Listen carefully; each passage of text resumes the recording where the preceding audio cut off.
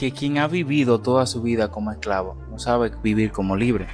Cuando Abraham Lincoln da el decreto de ya abolir lo que es la esclavitud a nivel general, todos esos esclavos que fueron liberados por el decreto vivían con miedo, vivían con temor, porque no creían que realmente eran libres.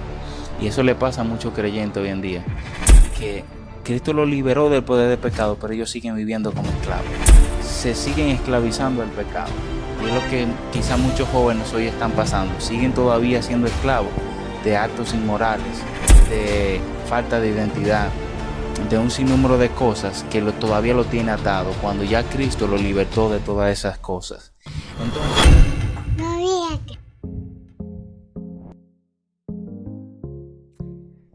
bienvenido a tu canal bíblico. Te habla tu hermano y amigo Emmanuel Pérez. Y aquí te habla Marcos Ramírez de Biblia MR. Y en esta ocasión nos hemos unido nuevamente para tratar un tema en el cual podemos quizá bendecirte o que podemos ayudarte en la situación en la que te encuentras hoy.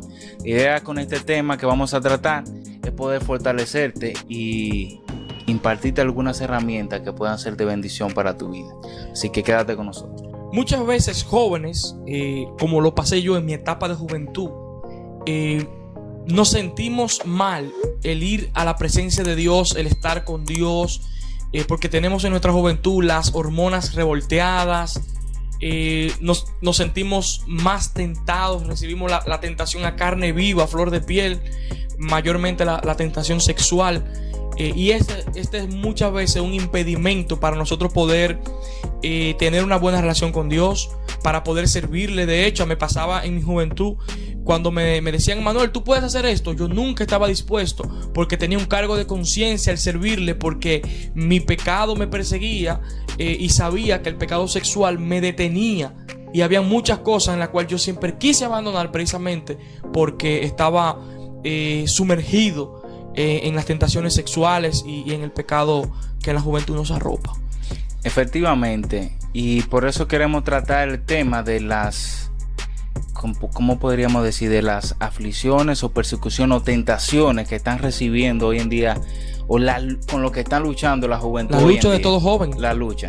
Sí, porque precisamente eso es un buen indicador si tú estás luchando. Si no estás luchando, es un mal indicador. Pero si o estás luchando, es un buen indicador, porque solamente lucha lo que tiene el Espíritu Santo de Dios, porque se siente mal con su pecado y no le gusta estar en esa condición, y eso es un buen indicador que el Espíritu Santo de Dios está en ti.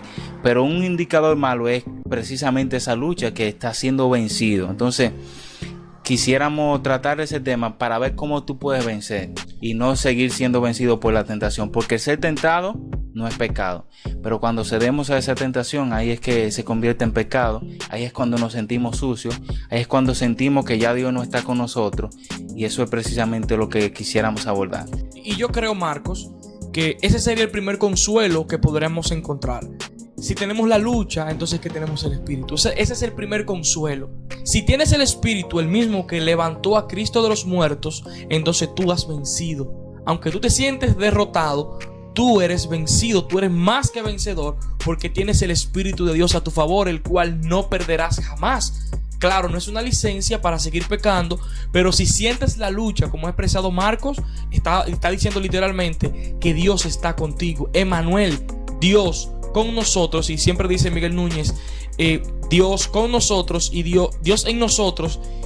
¿Cómo es que él dice? Él dice Dios con nosotros y Dios en nosotros. Era Emmanuel, Dios con nosotros, haciendo alusión a la venida de Cristo, pero ahora es Dios en nosotros, porque el Espíritu Santo de Dios mora en nosotros. Exactamente. Entonces, un verso que quizá pueda ayudarle es el siguiente, que está en Hebreos capítulo 4, verso 16, que dice: acerquémonos pues confiadamente al trono de la gracia, con una finalidad, para que alcancemos la misericordia y la gracia de Dios para el oportuno socorro.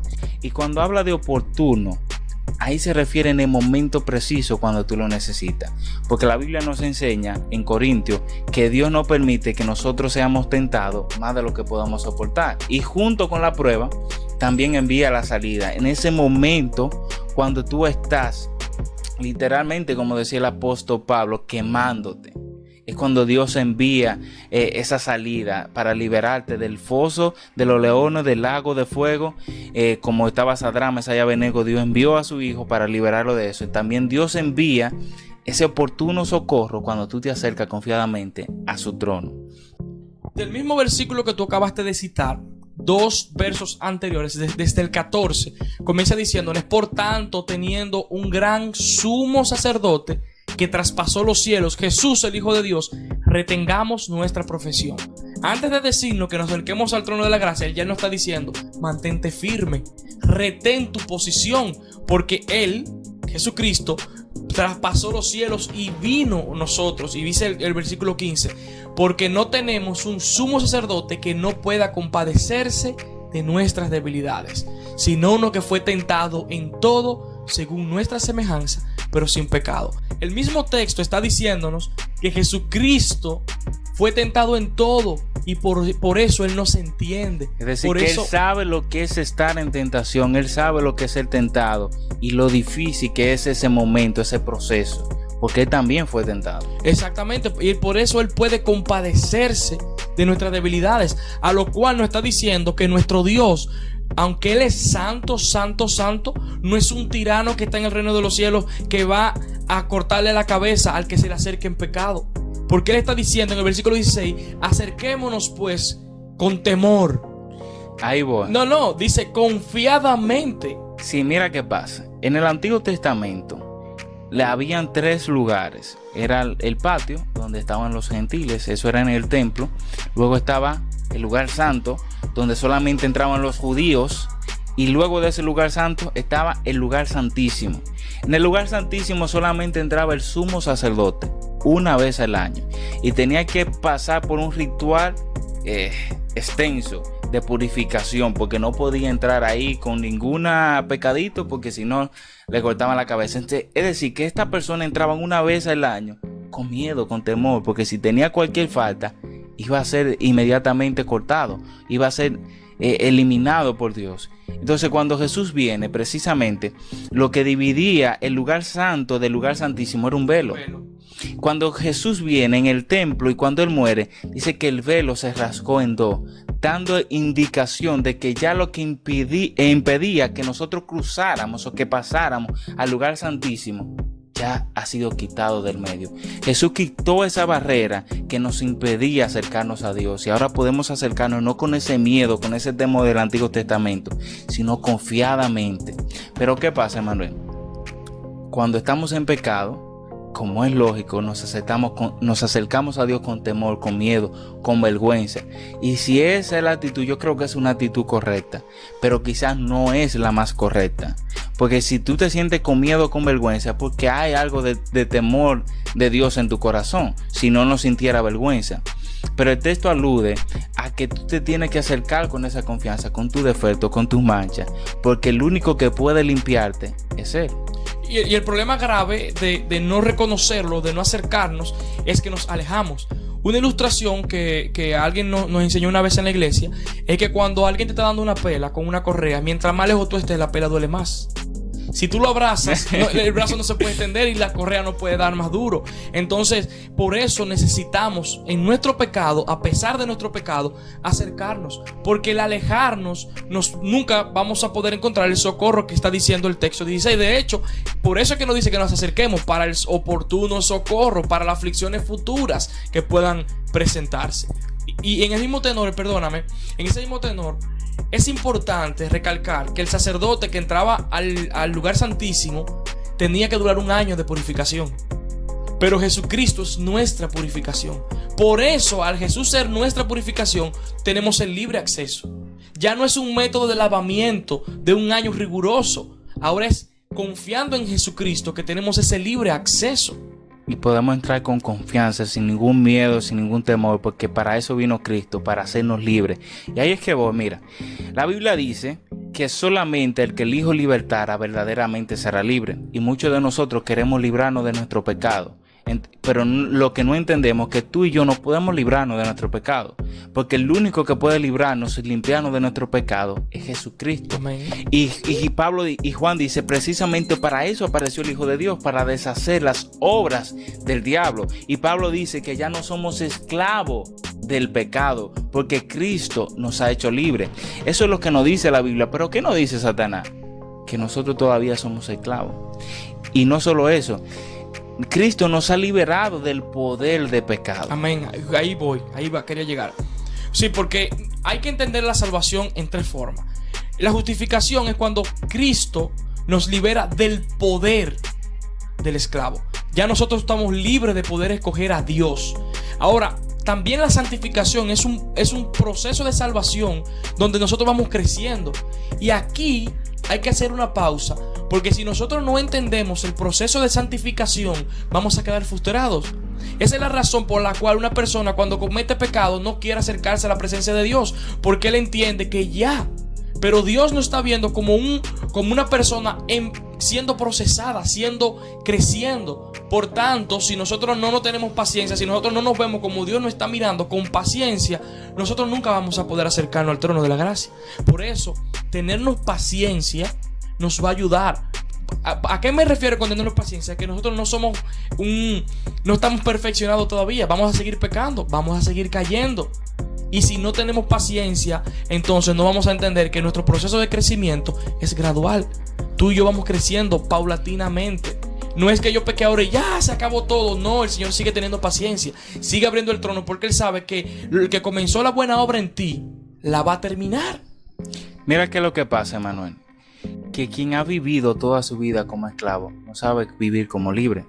Cuando Abraham Lincoln da el decreto de ya abolir lo que es la esclavitud a nivel general, todos esos esclavos que fueron liberados por el decreto vivían con miedo, vivían con temor, porque no creían que realmente eran libres.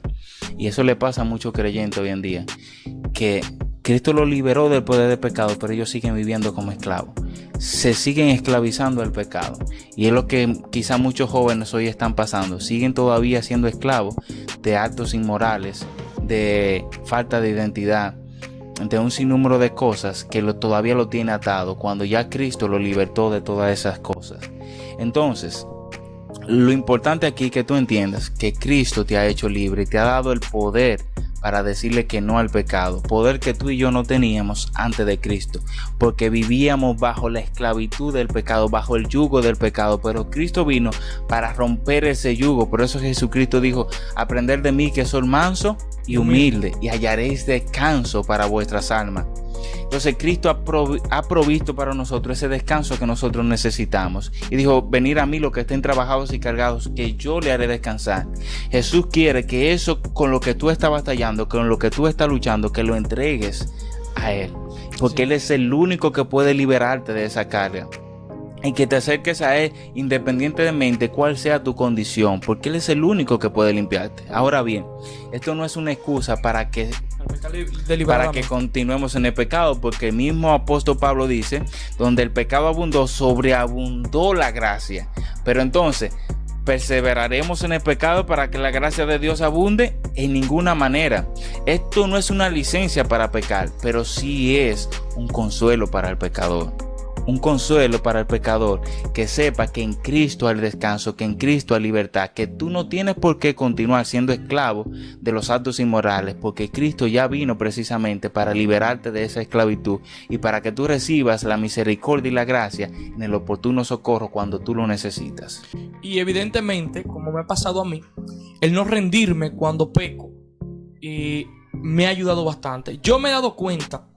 Espérate, el no rendirte cuando peco. En español. Ok. ¿Cómo te ayuda el no rendirte? ¿No rendirte en qué sentido? Porque si yo tengo una vida y he pecado delante de Dios y me rindo, doy la espalda del Señor, me alejo. Ok. Entonces, en el sentido no rendirme. La palabra sería el no alejarte de Dios. Sí, el no rendirme. Nunca. Mira, la Biblia dice que el Espíritu Santo vino sobre nosotros y no tenemos un espíritu de cobardía, sino de poder y dominio propio. un espíritu como de cobardía que no se va a devolver nunca. El que es creyente y siempre lo será, no se va a devolver. Entonces, en ese sentido que me refiero a no rendirme. Si yo me hubiese rendido en mis luchas, hoy día yo no fuera la persona que soy. No soy gran cosa, pero por lo menos Dios me ha puesto como líder de mi hogar y tengo una bella familia. Y Dios me ha bendecido bastante. Pero sí, a pesar de, porque obviamente todavía seguimos. Pero cuando miro hacia atrás me doy cuenta que muchos pecados que en el pasado fueron ataduras para mí, hoy día no lo son. Porque no me rendí. Porque tenemos un espíritu de poder y de dominio propio. Ahí es que voy. Ya para cerrar este video, la intención de estos minutos es que tú puedas recibir el consuelo que necesitas con esas luchas y batallas que estás atravesando ahora, en diversos pecados, lo que tú te puedas imaginar. Es el siguiente. Como bien decía Emmanuel, Dios nos ha dado espíritu de poder y dominio propio. Y ahora mismo tú estás siendo vencido por el pecado porque no tienes ese dominio propio. Entonces nos gustaría orar por ti para que Dios provea ese dominio propio que tú necesitas, para que en medio de la tentación tú puedas ser más que vencedor y puedas decirle que no al pecado y poder encontrar esa salida que Dios ha provisto para ti, porque en medio de toda tentación Dios ha provisto una salida para nosotros, y parte de esa salida es su Espíritu Santo que mora en nosotros, que nos faculta de su dominio propio para que tengamos esa capacidad de decirle que no al pecado y sí a Cristo. Entonces, si ese es tu caso, si esa es tu situación ahora mismo, nos gustaría orar por ti. Nos gustaría que nos dejes saber tu situación, que nos escribas en este video, o que nos escribas de manera individual, de manera privada, como entiendas. Pero nos gustaría orar por ti para que Dios te fortalezca en medio de estas luchas en las que estás, porque tú no estás solo. Tienes al Espíritu de Dios que mora dentro de ti, tienes también a su cuerpo, que somos cada uno de los creyentes en Cristo, y queremos orar por ti. De toda manera, en mi canal puedes encontrar mi correo, pero en la descripción de este video vamos a dejar los correos debajo, para que si alguna persona quiere hacer la petición de oración de manera privada, lo pueda hacer a confianza por esa vía. También les recomendamos que si no te has suscrito a nuestros canales, Biblia MR de mi hermano Marcos, donde tiene mensajitos cortos de la palabra del Señor, bastante edificante. Yo nunca me lo pierdo. Además, también puedes suscribirte a nuestro canal, tu canal bíblico, darle me gusta, compartir, y no olvidemos siempre de compartir la palabra del Señor a las demás personas. Gracias por quedarte con nosotros hasta el final. Que el Señor te bendiga. Nos vemos luego.